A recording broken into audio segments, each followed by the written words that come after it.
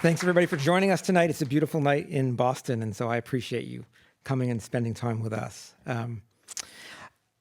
It's not news that young adults are dealing with increasing amounts of stress, unhappiness, and even depression. We see those stats every day. But we might ask ourselves, why? Here, I think no one put it better than the writer Margaret Rankel in her open letter to new grads in today's New York Times. She writes, "You are the children of the 21st century, and yours is the first generation to recognize the inescapable urgency of climate change, the first not to deny the undeniable loss of biodiversity. You have grown up in an age permeated by the noise of a 24-hour news cycle, by needless political polarization, by devastating gun violence, by the isolating effects of social media. You have seen hard-won civil rights rolled back. You have come of age at a time of existential threat to the planet, to democracy, to the arc of the moral universe itself. And none of it is your fault." She goes on to say, "I wouldn't blame you if you're wondering how somebody of my generation, which wrecked so much that is precious, could dare to offer you advice. My only response is that age has exactly one advantage over the energy and brilliance of youth. Age teaches a person how to survive despair." On that point, she's right. But wisdom doesn't just come from a single person's age. It accrues over the ages. As you saw in our opening video, we humans have faced challenges for centuries. Tonight, we're going to look back with a scientific eye to see how we might use some of that wisdom as we go forward.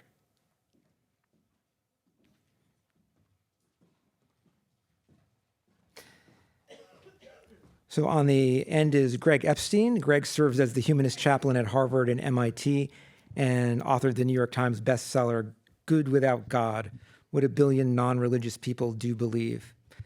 Laurie Santos is the Chandrikan Ranjan Tandon Professor of Psychology at Yale, where she teaches Yale's biggest course, The Science of Well-Being, and is also host of the Happiness Lab podcast.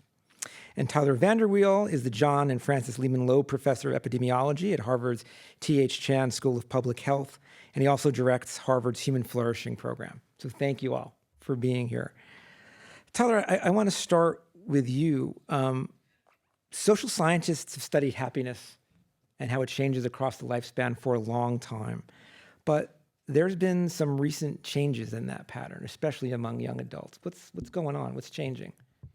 Yeah, so the traditional patterns of well-being and age in a number of different countries have been more U-shaped, with younger people and older people generally doing better, and those in midlife perhaps struggling with young children and aging parents and career challenges often at the lowest levels of self-reported well-being. But what we've seen over time is that left part of the U has been flattening. Young people aren't doing as well as they used to be. And in 2022, for the first time in the United States, we saw various dimensions of well-being, each strictly increasing with age. And this wasn't just happiness, but also sense of self-rated health and sense of meaning, sense of character, sense of good relationships, of financial stability. Each one of those domains was strictly increasing with age. So I think it's a real concern that for society that young people just aren't doing as well as had been the case before. Yeah, I was looking at some data recently from Pew, which says that 22% of high school students last year reported seriously considering suicide, which to me is an astounding and just really, it makes me despair, that number. But what you said is it's not just a rise in depression or suicidality. That is a terrible thing we're seeing.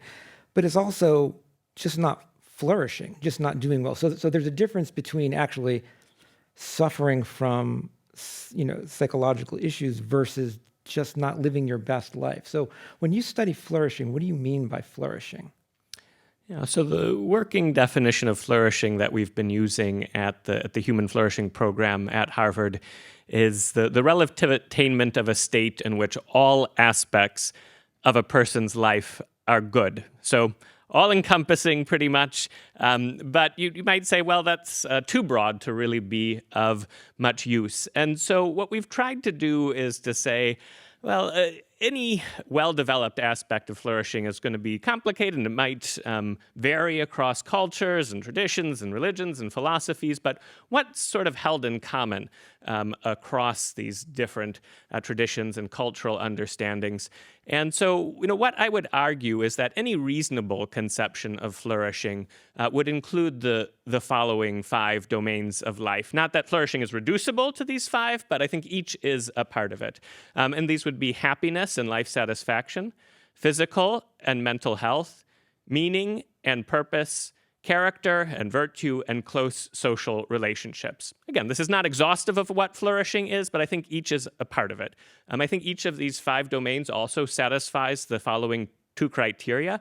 Each is an nearly universally desired, and we have some empirical data on this as well. Not everyone, but nearly everyone wants each of these things in their life. And each is an end. It's sought for its own sake. It's not merely a means for some other end. And I think those 2 criteria of being an end and being nearly universally desired can help shape some consensus around how to think about flourishing and well-being in a pluralistic society. And on all of those, young adults are at the bottom. Yeah, as of January 22, all of the young adults are at the bottom of each of those. So it's pretty striking. Even self-reported health. Again, that depends on one's perception of oneself, but even on self-reported health, young adults are at the bottom. So, Lori, Tyler's data is kind of giving us a broad swath of what we're seeing in the world. You and Greg are kind of on the ground at Yale and Harvard and MIT with students. Is what he's saying, is that what you're seeing? Is that what you're experiencing?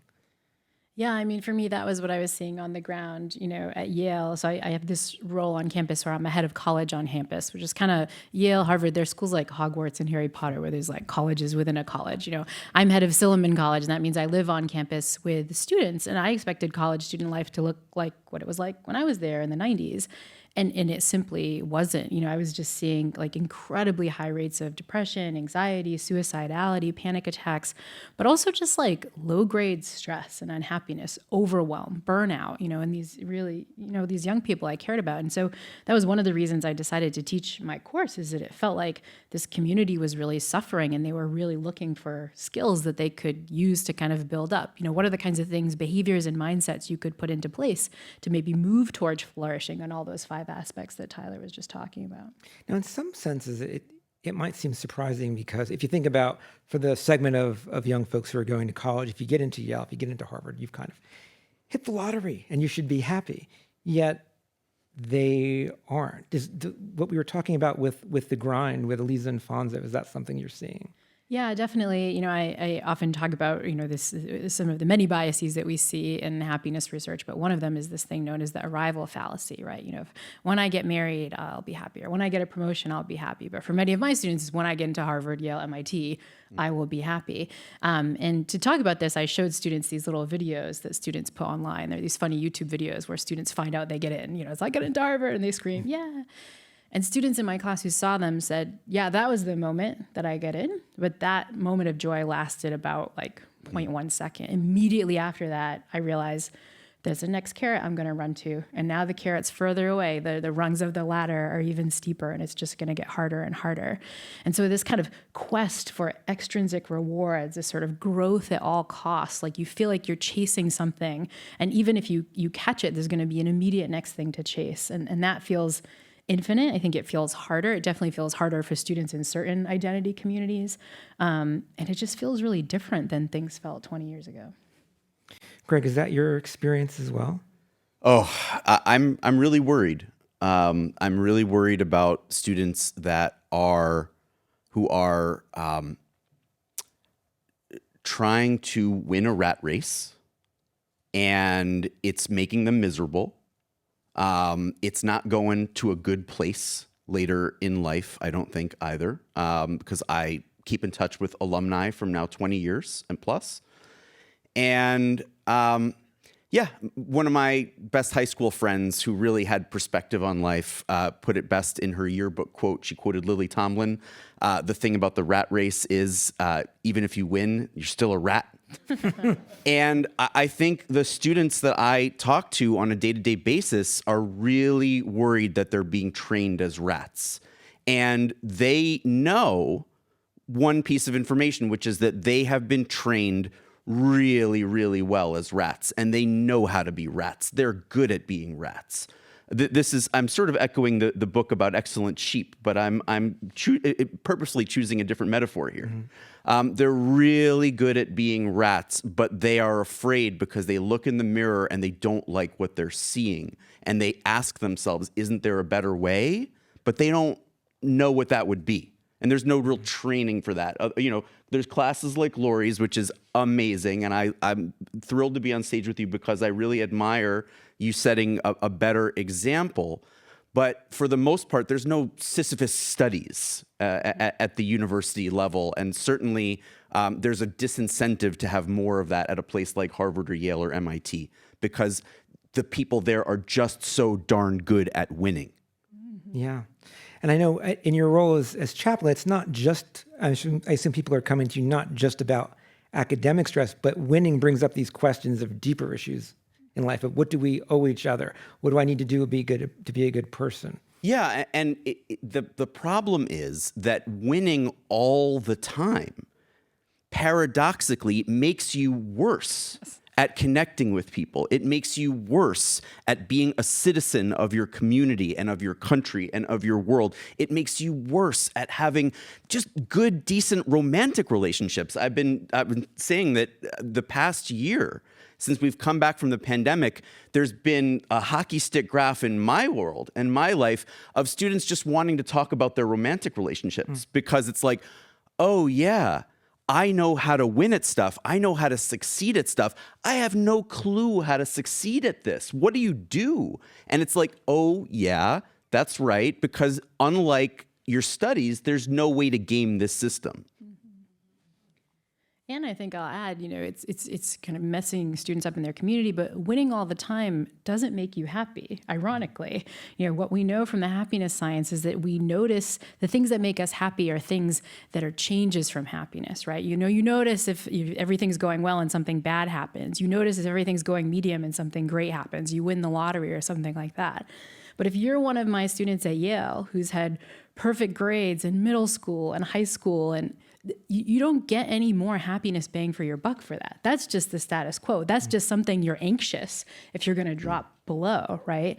And so I think once you get to the top, the irony is that there's no more kind of psychological oomph to all those achievements. There's just terror that you might lose them. And so the irony is you're losing out on character, you're losing out on your relationships, but you're also not even getting happy from all those achievements. That's a good point. One of the things we do on How God Works is we actually look back to practices from religion, from spirituality, from philosophy, more ancient practices to look at how they can help people today and what the science is behind them.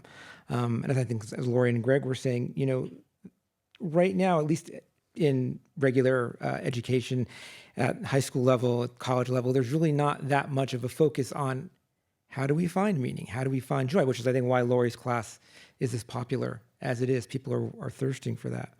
And so as a scientist, I want to look at that question that is there a benefit to these practices and ideas? And of course, I want to acknowledge the elephant in the room, which is religion, like any ideology or institution, can cause harm, especially when it's twisted in certain ways, when it's used to exploit people or to increase people's power.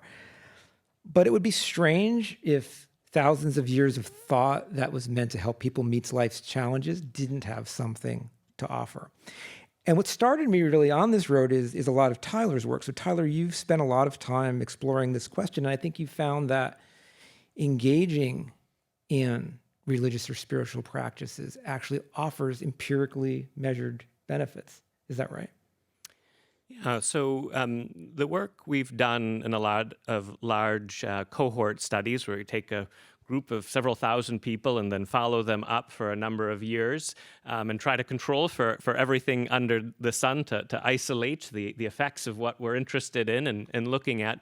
When we look at religious service attendance, participation in religious community especially, you find pretty powerful effects over time on a host of outcomes. About 30% reduction in risk of dying over a 15-year period, about a 30% reduction in depression risk, about a 5-fold reduction in suicide, as well as positive effects on happiness, on meaning in life, on marital stability, on volunteering.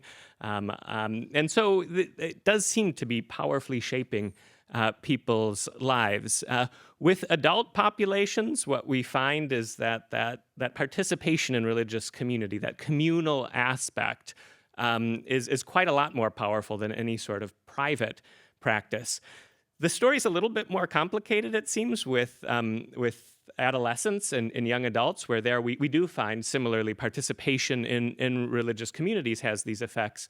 But we also find almost similarly sized effects with prayer and meditation in adolescence, looking forward for 5-10 years later, whereas that doesn't seem to be quite as powerful in adulthood. So there might be something about adolescence or young adulthood that's shaping one's spirituality. But I do think there is strong scientific evidence that these spiritual religious practices, especially those of communal form, are helpful, powerful. But to play devil's advocate, a lot of people often say, well, isn't it just about hanging out with people? Isn't it just about community? Wouldn't a club do the same? Yeah. Community is good. Hanging out with people is good. There are powerful effects of community participation as well, but you don't find as large of effects as you do with participation in religious community. So it can be kind of difficult to put the various pieces of the puzzle together. Again, at least for adult populations, those private spiritual practices have some effect, but it's not huge.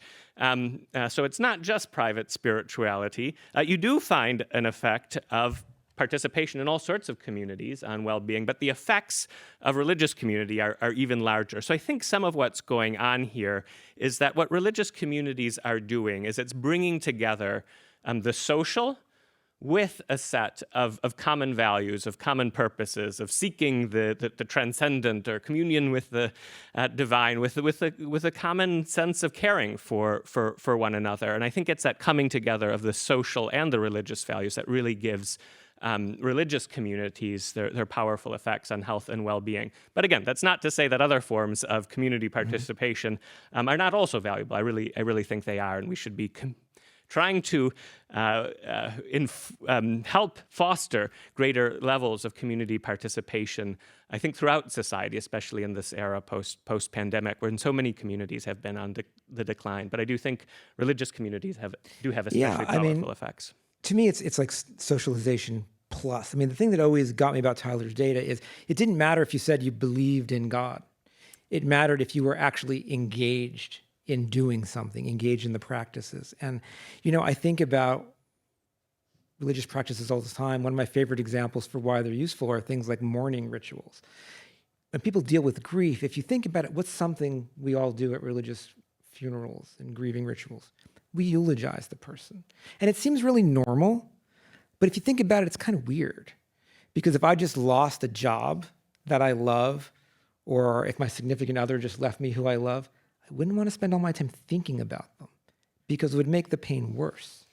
But here, there's tons of psychological data that's showing thinking about the positive memories of those we lose is one of the biggest predictors of moving through grief successfully.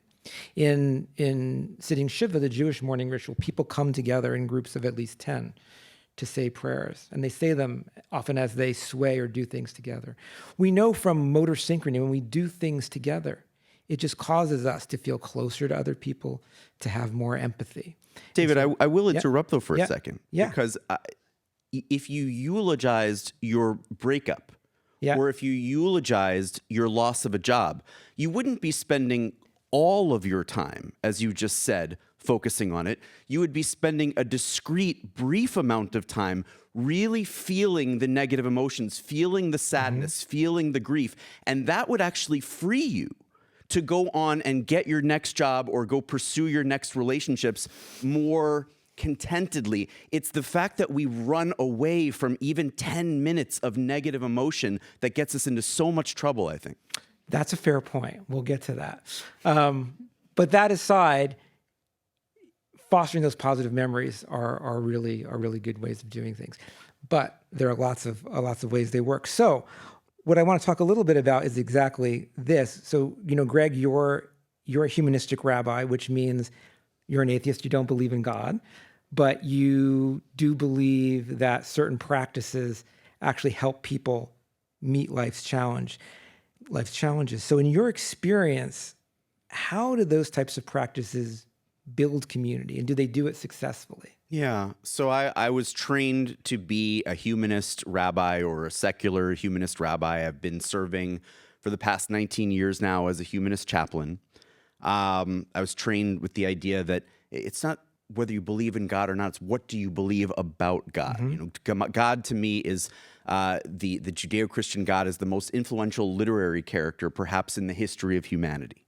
Now,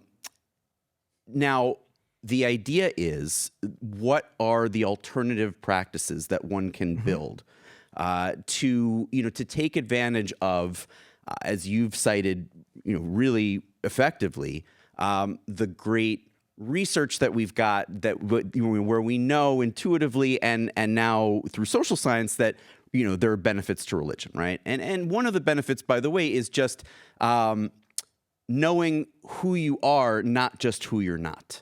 Which is why I like the word humanist so much. I don't tell anybody that they need to use the word humanist for themselves if they're an atheist or a non-religious person, but I like the word because it's like, this is what I am and what I stand for, not just what I disbelieve in. So there are all sorts of practices, and without like summarizing all of them, I'll just say that I spent 10 years plus really devoted singularly to the project of a full service congregation that would just take all of the stuff from a traditional religious congregation that we thought might be valuable, take out the parts that we didn't like, the theological values that were too conservative or that we just didn't think were true, and, do everything else that we thought was of value. And we did it quite energetically, and there were a lot of people there, and I got a couple people here from that group that were leaders in the group that are here tonight. I will say, though, that I ultimately decided that work was no longer for me. And I think in my book, Good Without God, I end with the idea of community or congregation as the sort of the end-all, be-all of humanism. And I've gone back on that belief in recent years, that the congregational aspect to me is no longer the emphasis point of humanism. I do prefer now chapter 3 of that book, which is about meaning and purpose. And I think that we need much more time devoted to, as a society, as individual communities, as friendship groups and families, much, much more time devoted to thinking about the question of what is my subjective purpose? If I don't believe there's an objective purpose that's given to me from the sky, then what is my subjective purpose? Because I need one desperately. Fair enough. So let's talk about what some of these practices and ideas are and how we find that connection, how we find that sense of purpose. One thing that Tyler mentioned that we see benefits of, especially in younger adults, are things like meditation or contemplative prayer. And to me, this was always really exciting, because if you think about meditation, it's not so you can get better standardized test scores. It's not so that you can be more productive at work, right? It was created as a way to end suffering, yours and other people's. And what Tyler's work is suggesting is that it actually can do that. Lori, I know you've talked about mindfulness a lot on the Happiness Lab. Why do you think it actually helps people deal with anxiety and stress? Yeah, I mean, I think, there are these different parts of mindfulness that probably have differential effects. So one of the parts of mindfulness is just a sense of presence. It's an intentional awareness about what's going on, right? And that can be really powerful because there's lots of evidence that a wandering mind is an unhappy mind. That the thing we spend most of our time doing, which is our mind is in a loop, running all over the place, just kind of bringing it back to the present, What does my body feel like right now? Like, what does my breath feel like right now going in and out? We don't do that a lot, but the evidence really suggests that the simple act of that is good. Like, it's better than mind wandering to positive things, thinking about your upcoming vacation and so on. The evidence suggests just being present feels good. So I think that's part one, is like, you're just being present, and we know psychologically that has benefits. But there's a different part to most mindfulness practices, and I think it's worth mentioning. Mindfulness is a whole host of different practices with lots of different traditions and so on. But a lot of those traditions have a second component, which is that you do that act of being present non-judgmentally. You just say, I'm going to take the present moment just as it is, right?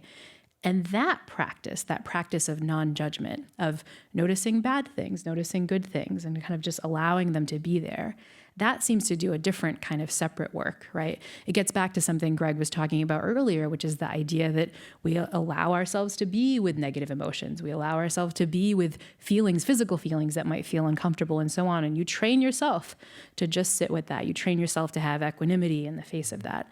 My sense is that a lot of the neuroscientific work points to both of those parts being really powerful for kind of improving well-being and so on.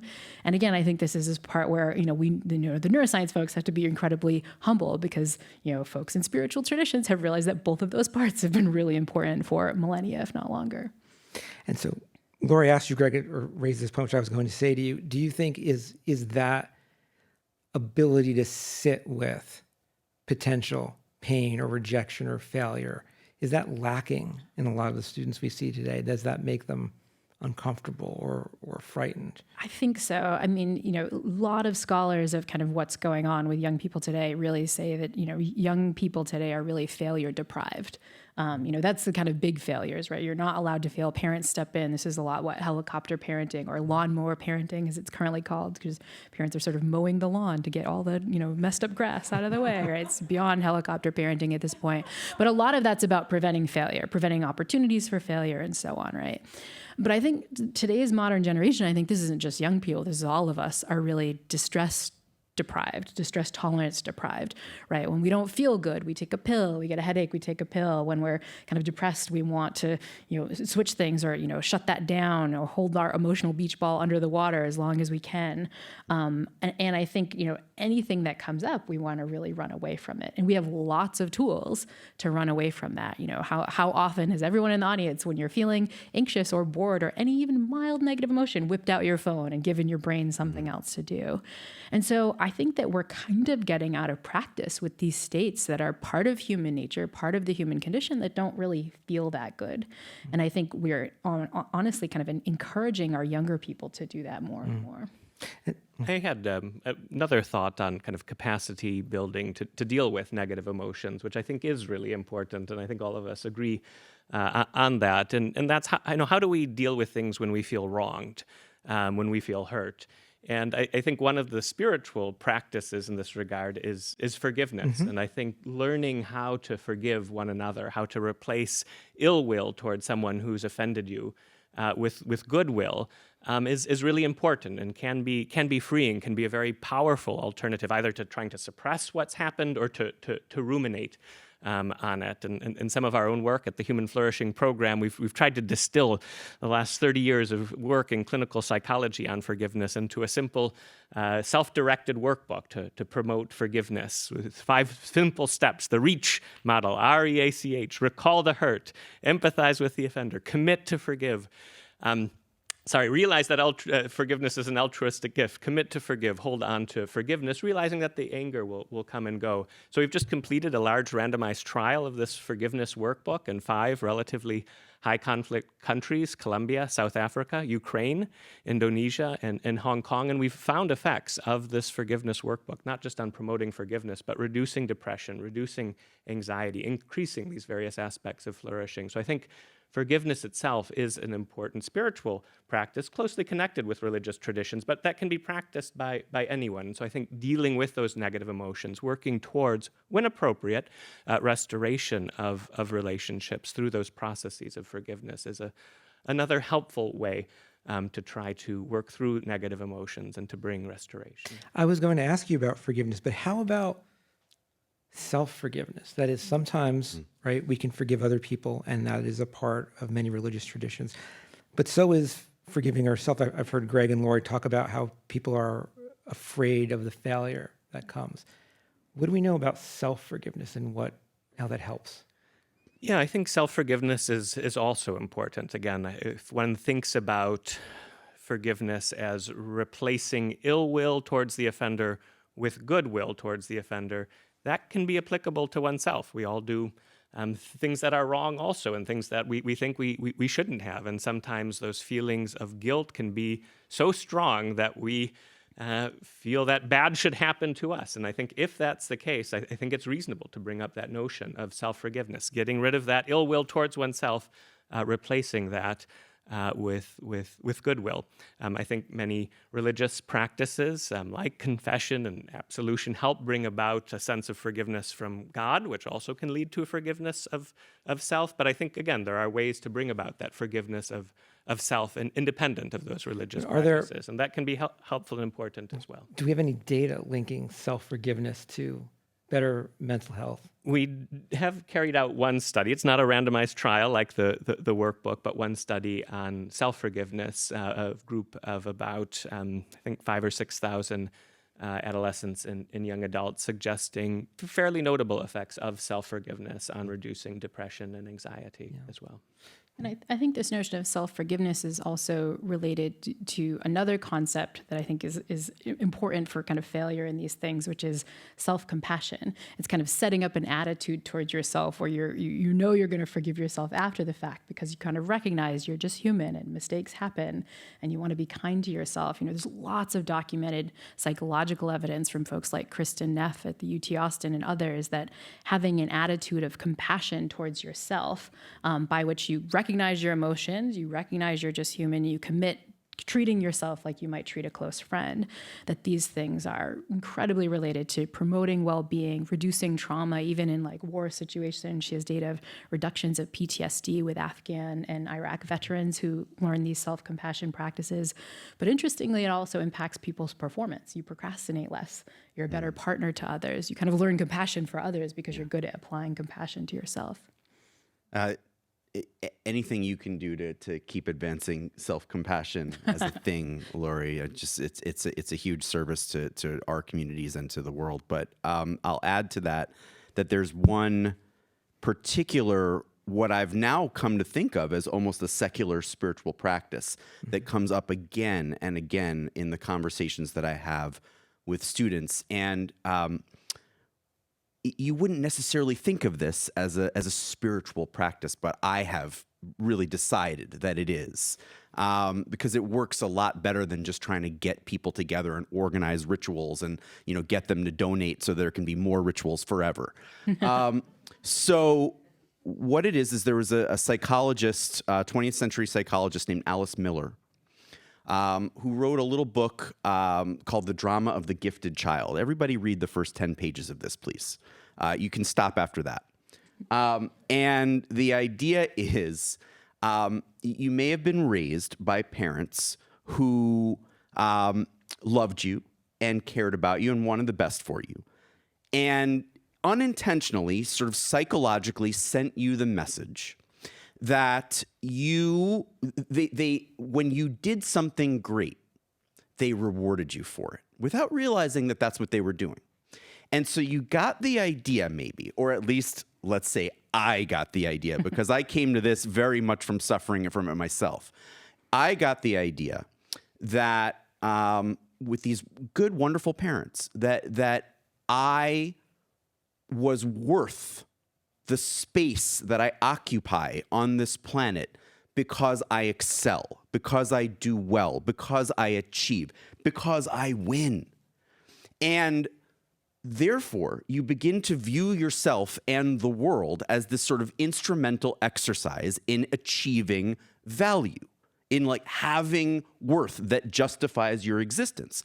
And so I now have to walk students through, Harvard and MIT students through the idea of like, just picture yourself as a baby and look at the baby and think, does this baby really need to get into Harvard in order to be worthwhile and worthy of love? Is that really what needs to happen? Like, what if the baby is just deserving of love and affection and care and cuddling and smiles just because it exists? What if that's good enough?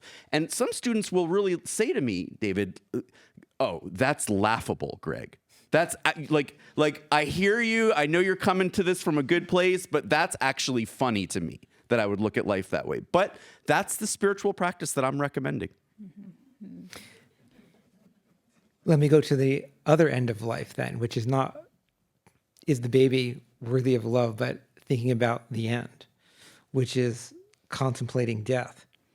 I think it's another thing that can actually recenter us a lot. You see this in a lot of religious traditions, whether it's Ash Wednesday or Yom Kippur, or Thomas à Kempis said, daily, do not promise yourself that you'll see tomorrow. You also see it in the Stoics. And Lori, I know you've thought about the Stoics a lot. Marcus Aurelius argues that by embracing our own mortality, that's what allows us to actually be present and savor the joys of life. What we know from the scientific research is that when people start to feel that the end of their life is coming near, this is work by Laura Carstensen, they start to reorient their values toward things that bring true joy, things like connection with those we love, things like service, things like experiences with other people, as opposed to getting the new iPhone or getting some other reward for yourself. And so, Lori, I wanted to start with you. What do we know about experiences versus just kind of building up our own stable of toys, about finding happiness? And what role do you think the Stoics' view on embracing death and even embracing adversity have to play in that? Yeah, well, one of the problems with kind of material possessions, even all these accolades that we've been talking about, is that we kind of just get used to them over time. And once we're used to something, it doesn't have the same happiness benefit, This is one of the reasons that experiences can be so helpful, is that most good experiences don't last that long. Again, I don't know about your vacations, but mine are like, weekend, maybe 4 days, and then it's over, right? Whereas the iPhone that you're going to buy is going to last, going into Harvard, that's going to last a really long time.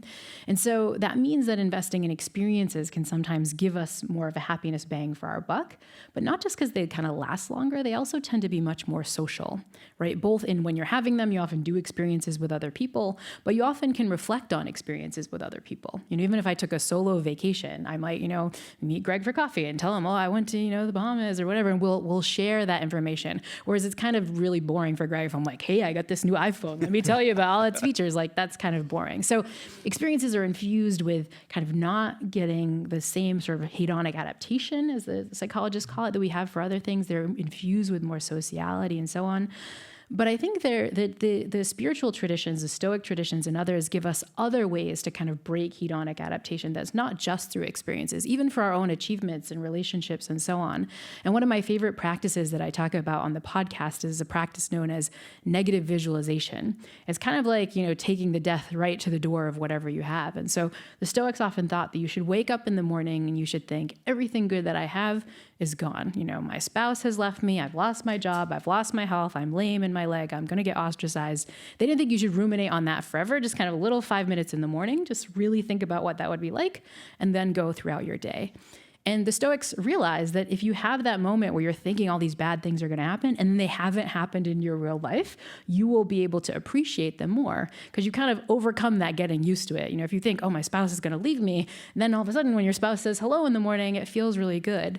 One of the practices I often do in talks, even though we're having a discussion about young people, I'm looking out there and there's a lot of middle-aged people like me. And so to see the power of negative visualization, I want you to imagine this. So how many, show of hands, have kids? Kids out there, maybe about half, 2/3. I want you to imagine the last time you saw your kid was the last time you're ever going to see them. You can imagine whatever terrible thing you want. That took a second, but I bet you the next time you hug your child, it'll be a little bit stronger, right? That's how quick negative visualization can be. And this is the beauty of the Stoic tradition, right? We don't have to have that terrible thing happen. Just by kind of realizing that it could, we can sort of appreciate things more than we ever would. These things that we got used to, we kind of get over being used to them. This is really going to help me finally explain to my wife why I like to fall asleep to horror movies. But Greg, how about you? I mean, you talked a lot about how students, our young people, have this fear of rejection or fear of failure. And sometimes we talk about it as toxic positivity. There's, I've got to feel like it's good all the time, or if I'm not, there's something wrong. How do you get people to be more comfortable with facing adversity and failure? Well, I don't think that there is one magic bullet for doing so. I really don't. We could build all the nonprofits to make them understand it, and we could get all the funding, I mean, we could literally just get all the funding, but I don't know that would do it. I think that there is a kind of modeling from person to person. Like I feel like I'm in such a better place now than I was a few years ago, because I was lucky enough to be able to surround myself with people who were sort of, I said to you earlier, Lori, like I'm on the wagon, like people who were really not living just for their achievements, people who were really not living just to win. And that made a big difference for me. At first, I was just jealous of them. Like how come you have so many good connections? Like, how come your relationships are so healthy? And by the way, a lot of it was tied up with racial and gender inequity and injustice, right? That I was in a position, just by being a white man in a privileged place, to win more often than not. And a lot of the people that I found myself being jealous of and like really, wanting to emulate were people from more marginalized backgrounds who were not even visualizing themselves winning all the time, but what they were doing is focusing on just living a healthy life. And it's beautiful. And it, that to me is a model that can help save our world.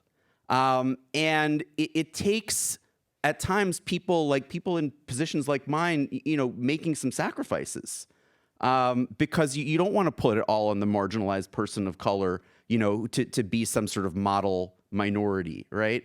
But I do think that we need to learn to lose sometimes, to cede the stage sometimes. Ironically, I say from the stage, of course, right? But yeah, I think that's really important. But how do we convince people to do that? Because as you said, they'll laugh at you. They'll say, sure, Greg, that sounds like a really You got to keep going, idea. though. I mean, we got to be willing to be laughed at. And I think this is a spot where parents can really help. I mean, I think parents sometimes, in an attempt to kind of protect kids, often feel the need to suppress emotions, pretend that everything's fine. Everything at work is fine. Everything in my life is fine. You think you don't want to put that on your kids. And I think sometimes just revealing that you're experiencing negative emotions, showing that it's okay to fail, giving them opportunities to see that failure is normative, because we are all human and we will all fail at some point. That can be really powerful. I sometimes hear from my college students that they're afraid to fail because they think failure is not allowed by their parents, but also not like embodied by their parents. Like my parents are perfect, right? Which is nice for parents to think, oh, my kids think I'm perfect, but it has perhaps a psychological cost. And so I think kind of having these moments where people in leadership positions, whether it's parents or leadership at work, leaders in colleges and universities and high schools, show that failure is normative, and in some ways celebrate the growth that can come from it and the learning that can come from it. And even when there is no learning, it's just par for the course, so it's just what we expect. I think that can be powerful too. To go back to one of your earlier points and questions, which I think is relevant here in terms of how do we bring this change of mindset about? I mean, I do think that reflection on death has the potential to facilitate this as well. Kind of at the end of your life, looking back, what do you want your legacy to be? I often think of Ignatian practices of discernment when you're trying to make a difficult decision. How do you go about that? One of those practices is just to say, well, step out of your shoes for a moment and pretend you were giving advice to a friend. And what would you say? But another, I think, very powerful practice is pretend you are on your deathbed.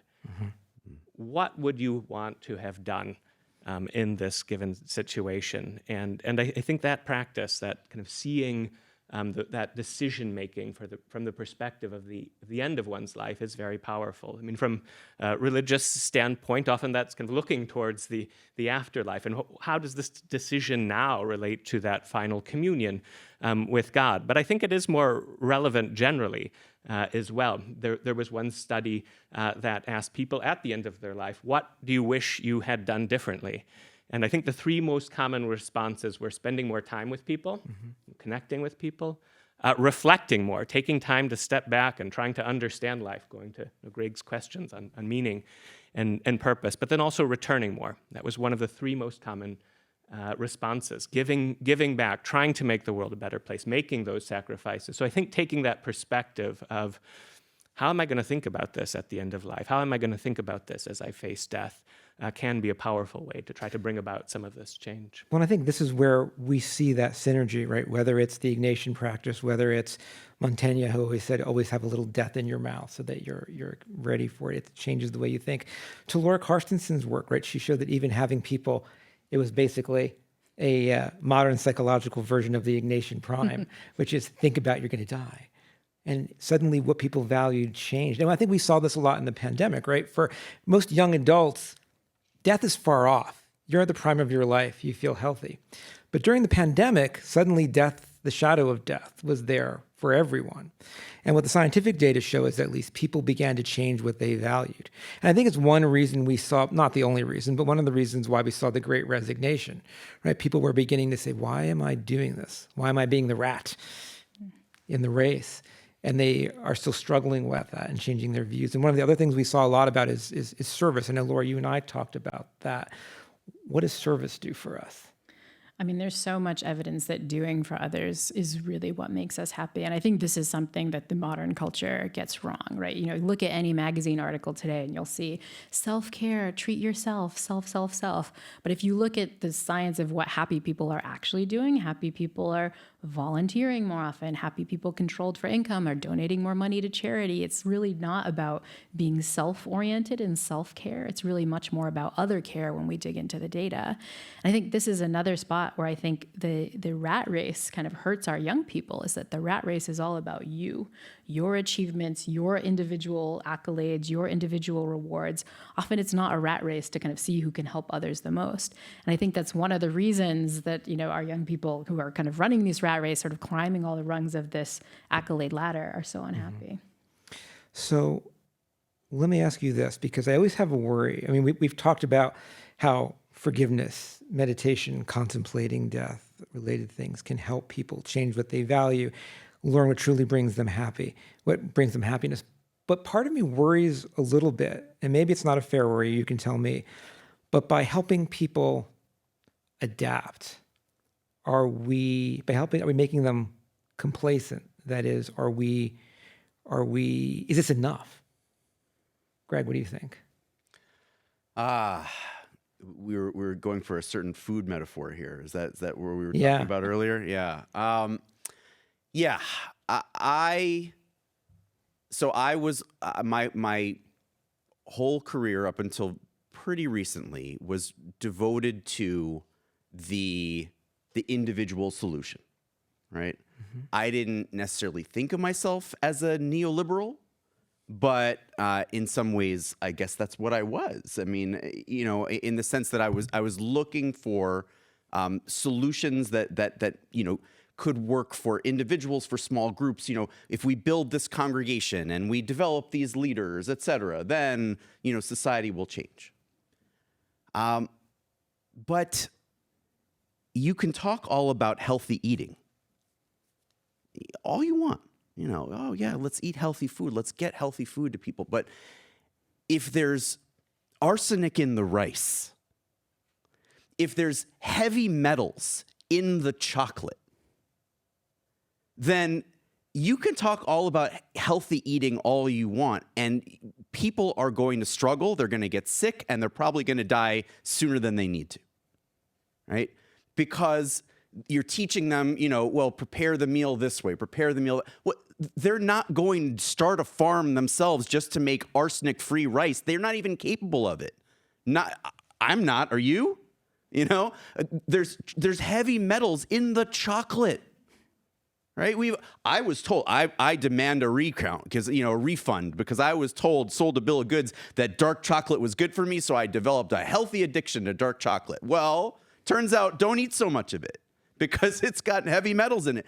That's our society. That's the society in which we're trying to build these healthy communities and start our rituals. So what does it look like to get the metal out of the chocolate and the arsenic out of the rice? I think we would actually need to really make enormous structural sacrifices on behalf of one another to redo how we're doing these farms. And that involves taking a number of us out of our position of comfort. I don't know any way to do it other than that. So there you go. Downer. Downer, but it's true. I mean, in some senses, right, religion has been called the opiate of the masses. It allows people to exist in toxic environments. And so we're talking a lot about, I think, helping people find happiness. But I worry sometimes, well, that's a good thing to do. Are we perpetuating a bad system by making people complacent? Tyler, I read a recent story, interview with you in the Harvard Gazette, where you talked about this notion, which was, you argued that we need to provide, the true way to help people flourish is to provide people, young people, with more opportunities. And if we don't change the system so that the incentives are there to help them flourish, then we're just putting basically Band-Aids on things. Yeah, I mean, I don't see this as an either or, that it's not kind of either the individual approach or the societal structure approach. I think we should be pursuing both. I think we should help young people and all people to make use of these resources like volunteering or acts of kindness or forgiveness or gratitude or reflection on death or mindfulness. I mean, I think these are valuable. I think these do help people. I think these do enhance societal well-being, and we should make use of them. But they're not going to, I think, as Greg was saying, change the underlying structures of society. I do think some of the problem is lack of emphasis in our policies on facilitating the flourishing of young people. Heavy educational debts, housing prices that just are entirely prohibitive for young families to buy their first home, and what job opportunities look like. What are our policies around social media use, and to what extent are those being shaped with regard to young people's well-being? I mean, even the question of policies around COVID. I realize this is a difficult topic, but to what extent are young people's well-being taken into account? I do think a good part of the decline of well-being amongst young people were the fact that during college and during those early adult years, that's when you join communities. That's when you form friendships. And for 2 years, this generation didn't have those opportunities. Sure, social opportunities were restricted for everyone, but older adults, and including myself, middle-aged adults, they have these communities, they have these relationships that could be continued via Zoom. But young people didn't have those opportunities. That is a real loss at a critical time. So I do think, as a society, thinking about the future of the society, the need to sustain subsequent generations, we need to have more focus on the well-being of children, the well-being of adolescents, the well-being of young adults. Again, I think thinking about not just right now, but what is society going to look like 20 years from now and 50 years from now, that does need to be a priority. So I do think we should both pursue individual well-being, but also think about those structural societal factors. I have a friend, Subi Rangan, who's a professor at INSEAD School of Business, and what he often likes to say is that decisions, and a lot of business schools place a lot of emphasis on decision-making, decisions are about optimization. We learn the different parameters, we figure out what's going on, how they interrelate, we can build a model, we can optimize the outcome. Choices, he says, are something different. Choices are about values. It's what we stand for. And for a lot of people, historically speaking, those came from religion, those came from philosophy.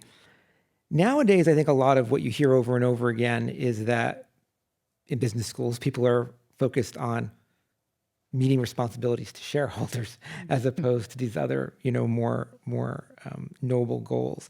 And so the question is, and Laura, you consult a lot. When you talk to business leaders or policymakers,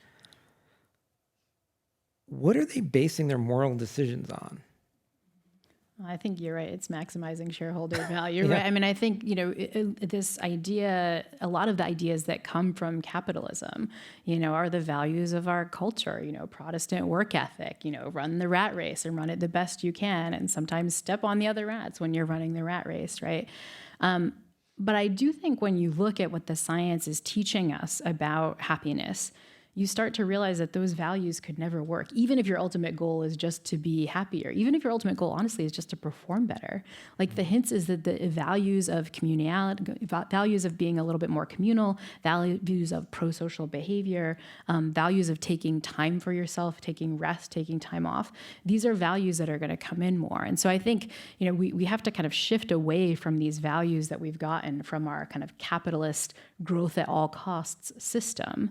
But when we do that, there's a clear path forward. And it might be one that doesn't, in fact, end up decreasing our productivity in the ways we expect. So I do think that we need a value shift. But just to kind of echo Tyler, I think it is really important to recognize that these kinds of individual strategies can work alongside these structural ones. And I think there's even some evidence that they might work well together. Konstantin Kushlev, who's a professor at Georgetown, has been doing these studies looking at, in young people, who are the people that are taking action against the big structural problems, right? Like who's going to a Black Lives Matter protest? Who's going to a climate change protest or kind of installing things? Who's like fixing this stuff? And what he finds is that it tends to be that your actions towards these structural problems tend to be correlated with your overall well-being. So it's the students who are saying, I'm not depressed, I'm not super anxious, I'm feeling overall like I'm flourishing, that have the time and the emotional energy to devote to these structural problems. Dave, your old advisor, Peter Salva, used to study this thing called the feel-good, do-good effect. And I think that that is powerful. We kind of have to put our own oxygen mask on first before we help others and put an oxygen mask on the world. And so I think we sometimes think it's a either or. And my hope is really we can kind of do both at the same time, and doing both at the same time might be the best way to solve for the big problems too. And so, Greg, let me end with you. In a society that's becoming ever more secular, not that we always followed the ideals that all of the world's religions gave us about generosity and kindness and service, what's the basis when you talk to people in industry or in government? How do you convince them that this is the right thing, that it's worthwhile? Yeah, thank you. It's a wonderful question. And this is why I started writing about technology. And a lot of the more positive experiences that I mentioned I've had in the past few years, it's not that they were through technology or on technology or by hanging out with tech execs by any means, but it was a lot of the people that I was sort of referring to earlier that gave me a healthier perspective were sort of activists challenging the status quo within tech industries. I like to think of tech not as an industry because there's no industry in the world that's not a tech industry anymore. I like to think of tech as a kind of religion unto itself, and that's what my next book will be about. And so what I would say here is that in the tech religion, which I do believe has become the world's most dominant religion, it is a primarily pretty secular ideology, theology, doctrine, and even pretty secular group of people. Like the effective altruists are a very influential group of tech adjacent or tech embedded philanthropists and activists and such. And a survey of their communities found that about 86 or 87% of them identify as non-religious. Okay, so that's a big thing. And here's where I would say, again, I'm a humanist, professional atheist, but also a chaplain. And I've started to think that when I'm meeting with tech executives, tech leaders, tech influenced people, which is basically all of us now, sometimes I'd rather have them meet with my religious chaplain colleagues than just sort of get together in a circle and talk more sort of secular tech ideology. Why is that? Because even though I don't agree with the theology, and I do think that if there's a good religious idea, my opinion is that there is a good secular equivalent to it.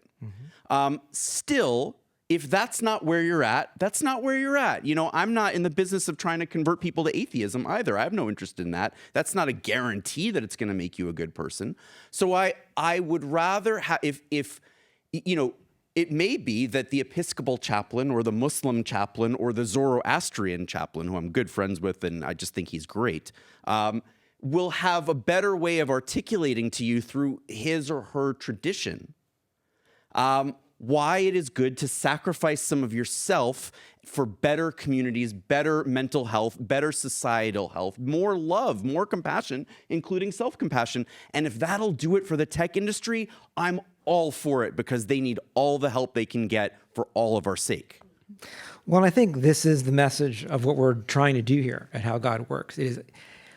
There is a wisdom, as Tyler's data and lots of other people's data shows, that people who are engaged in these practices, in service, in realizing that it's not all about me, in using meditation to deal with the negative feelings and to not flee from them, but to process them and to make life better from them, to think about death and how that changes what you value, whether you're a Stoic or whether you're a Catholic or whether you're a Buddhist.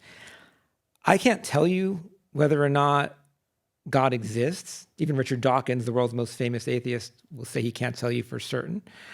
But in some ways, I don't think that matters in the sense of what we're all doing. We've all come to similar solutions of what brings happiness. And Lori's doing a lot of work to show the science behind it. And Tyler's doing a lot of work to study how it changes over time and what role religion has it. And I think Greg is making a compelling argument for there are secular alternatives that work as well. Your road to that is up to you. But what we're trying to do together is to give you the best tools to get there. And so on that, let me thank my guests and end. And we do have time for a few questions. If you have any questions, please feel free to come up to the mic. Thank you, guys.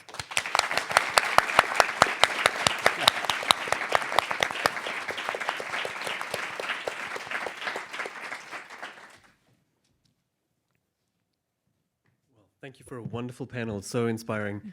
I had a question just about gratitude and entitlement, and I was hoping maybe you could talk a little bit about maybe the powers of both of those. In terms of gratitude as opposing entitlement, you mean? Or I think Martin Seligman talks a lot about gratitude as a practice that can help prevent a lot of depression. We didn't talk yet about it. I'm sure it's on everyone's radar. But I think that especially at Harvard and MIT and Yale, entitlement might also occur. I feel, much as I would love to answer this one, I feel like we would be remiss if we didn't let Dave answer this one, since he is an expert on the science of gratitude. Yeah, so what we know is that gratitude exerts a lot of important effects. It makes people more kind, more generous, more honest, more fair, more willing to reach out and help others. The one interesting thing about it, though, is if you come in my lab and we make you feel grateful by having you think about your blessings and whether you're thanking God or whether you're thanking your friends and family, it does all of these things. But in the real world, when people gratitude journal, the effects are kind of small. And the reason I think they're small isn't because gratitude doesn't have power, it's the method of delivery. And here's why I think the religious traditions have it right. My favorite is in Judaism. There's this idea of the 100 blessings a day, the miracles of the everyday, the Nisim B'chol Yom, which is basically throughout the day, you find things, and there are ready prayers, things for waking up in the morning, for being healthy, for seeing a beautiful sunset, for having beautiful food. And what you're really doing is microdosing gratitude throughout the day. And what we know is emotions affect you when you feel them. If you're gratitude journaling 10 minutes before you go to bed, it's not really going to influence things. And so to answer your questions, there's a huge corpus on the benefits of gratitude in terms of well-being.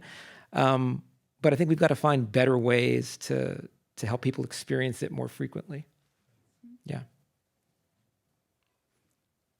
Hi, I just thank you so much for everything that's been shared. It's been really enlightening. I have a question about what was mentioned about kind of putting into perspective that you could lose everything that you have.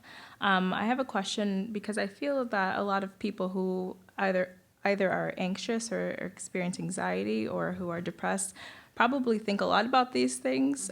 They probably do think about, if something tragic was going to happen in their life, or they think about death.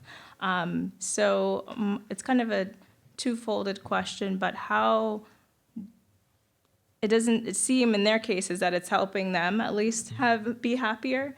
And then the second part of that is how can you prepare people to not dwell on it, but think about it in a productive way, and it's not going to have the same result. Right. Yeah, I'm glad you brought up this question. And I think there's one kind of clarification on what the Stoics did, is that the Stoics thought you should do that for 10 minutes in the morning, and then you stopped. And so that's the key, right? You don't want to be in a ruminative spiral about all the terrible things all the time. But I think this gets back in some ways to the beauty of very intentionally and without judgment, taking time to experience your negative emotions. Greg was talking about this a little bit earlier, that practices where you're like, all right, I'm going to sit with sadness right now. That kind of gives you time to get through it. And what we know is that, emotions are kind of like a wave. That when you start to pay attention to them, they will kind of go up and crest. You'll see the sort of top of the wave. But then if you sit with it, that will go away. And I think the problem is that we never really allow ourselves to do that. I think that's what a lot of these ruminative spirals are about. It's like, the sort of needling thought, and I won't think about it. The Stoics are like, nah, get it out of your day, ahead of time, and really think about what you're scared of. Contemplative practices like RAIN, which is one that's been popularized by the meditation teacher Tara Brach, which is an acronym for recognize, allow, investigate, and nurture. It's a practice where you sit there and you're like, I'm going to recognize and allow my negative emotions. I'm going to investigate what it feels like. But, I'm going to let the wave kind of take its course. And so important, caveat is like not, negative visualization all the time.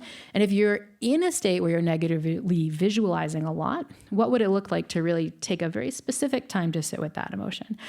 And then do that and then nurture yourself afterwards. Take care of yourself. Give yourself that self-compassion with it. Yeah, it's either you're limiting the time or you're allowing yourself, as Lori said, to be non-judgmental, to realize pain is part of life and to not flee or run from it and to accept it. It's actually, I take Greg's point from before, which was when I was talking about grief. It's like, yes, eulogizing helps you form positive memories, but that doesn't mean never feel the negative. I was quibbling with the No, you're right. Quick word choice, but yeah. No, you're right. But I mean, the trick is even there is what we know about grief is it's normal to feel grief. It's when it becomes too intense or goes on too long that it is the problem. And so there are different ways to not repress it and to feel it, but to manage those negative emotions. And I think that's what a lot of these traditions do. Hello. So as a business student, I definitely resonated with your definition of decision making and being able to control all the inputs that go into a process. And that question of control, it really reminded me of that. So I was curious, in your studies and research and experience, to what extent does control affect human flourishing?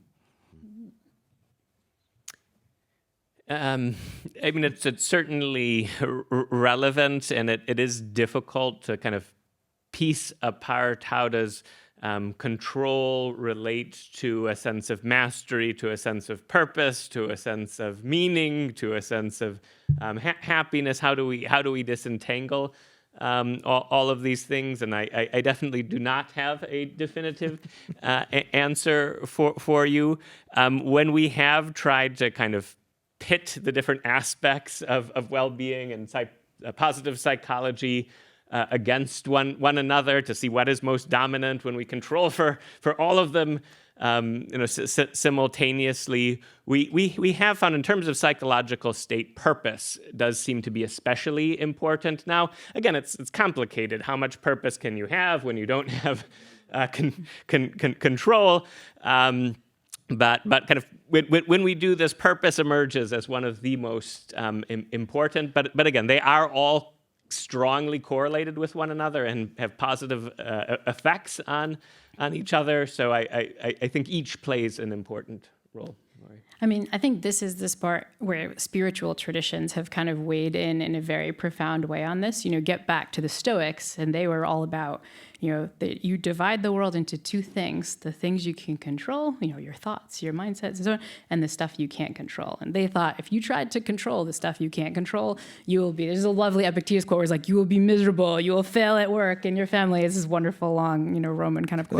There's all about reframing, right? When you face adversity, things you can't control, think of that as a challenge. You were given it to you because you were strong enough to handle it. Similar in Christian theology. Exactly. And I think this is another spot where kind of allowing your negative emotions can be really powerful. This gets to a different tradition, which is the Buddhist tradition, where, which talked a lot about this sort of parable of the second arrow. So parable of the second arrow is Buddha's talking to his followers. He say, hey, if you're walking down the street and you get shot with an arrow, is that bad? Does it suck? And the followers say, yeah, it sucks really bad. And Buddha says, well, what if you didn't get just shot with a first arrow, you get shot with a second arrow too? And the followers say, yeah, that's really bad. And this makes me think that like in Buddhist times, there's just arrows shooting at people all the time, but whatever. But Buddha says, the first arrow is your reaction. The first arrow is what happens to you. That's, you had a bad day, you're living terrible circumstances, you're a Gen Zer who's just born into this world that is in flames and falling apart around you. That's kind of what the world is. But the second arrow is your reaction to it.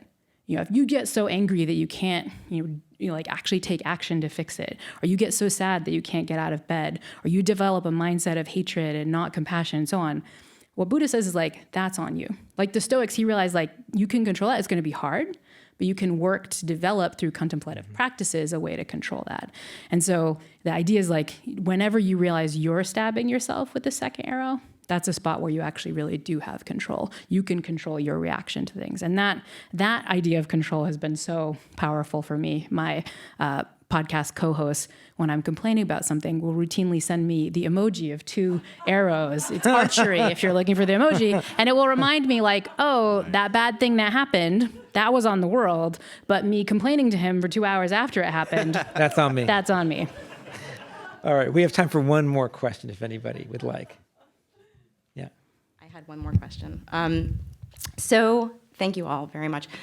It gave us a lot to think about. And while you were going through a bunch of different things, I started thinking a little bit from a more optimistic, I guess, perspective, and thinking about Gen Z's children, right? So like our grandchildren and the kinds of parents that they're going to be after going through what they're going through. And I'm just wondering what you think about the idea that maybe organically, they actually might wind up raising the next generation of people to be able to encompass a lot of things we're talking about now. I feel like the generations before us, our grandparents and great-grandparents, they sort of led us up to this idea of running away from pain, blocking out pain, shaming really being in pain or suffering. And then our kids are actually, our Gen Zers are now faced with all this existential threat, and they're going to be acting on it, and there's not going to have a lot of time to think about maybe, whether it's okay, whether this is happening. They're just going to be acting, and they're going to be dealing with their own sort of suffering. So I'm just wondering what you think about that idea of maybe organically that would happen.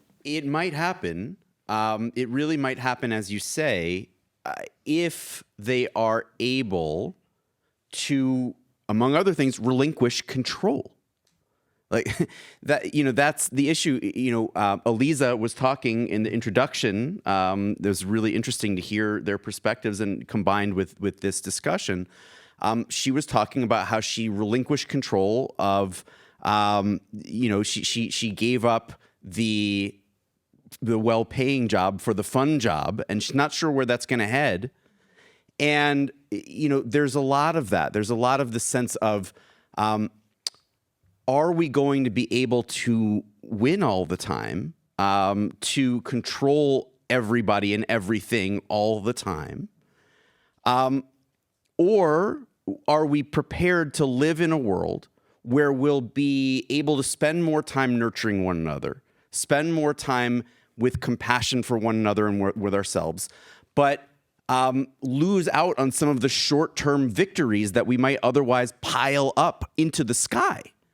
So I wonder, if is that what's going to be necessary, and if so, it might be harder for certain people than you think, but I think you might still be onto something. I think what you're seeing is the wisdom of those traditions, whether it's secular philosophy, whether it's these spiritual traditions. In some ways, the dynamics of human life the challenges have always been there. Sure, they're getting more intense in some ways now. Now we're dealing with more existential concerns, but it's not that we didn't before. And the question is, how do we take this and use it? And so I just really want to thank my guests for fighting the good fight on the scientific front, on the philosophical front, on the epidemiological front to help people recognize what's going on. So please join me in a round of applause for them, and thank you. And before we close, I want to thank my amazing team who makes this happen. Our producer is Josie Holtzman, our senior producer. And our executive producer is Genevieve Sponsler, who's in the back. Our other producer who couldn't be with us today is Sophie Eisenberg. Our theme that you heard at the front was written by Merritt Jacob, and who is our mix engineer, and arranged by my daughter Chloe DeSteno. So thank you for that. And I want to thank Jason Saldana, who's head of content for PRX, for supporting this show and giving us a chance to go with it. And am I missing anybody? I don't think so. And I want to thank I want to thank Liz Ferguson and Sade and Adam and Jules and everybody here at BUR Cityspace for helping us do this in a really, really professional way. And thank you all for spending your time with us.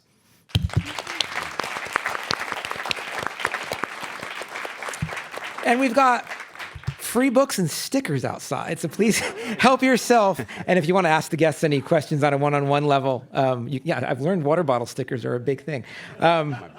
Please do. Thank you.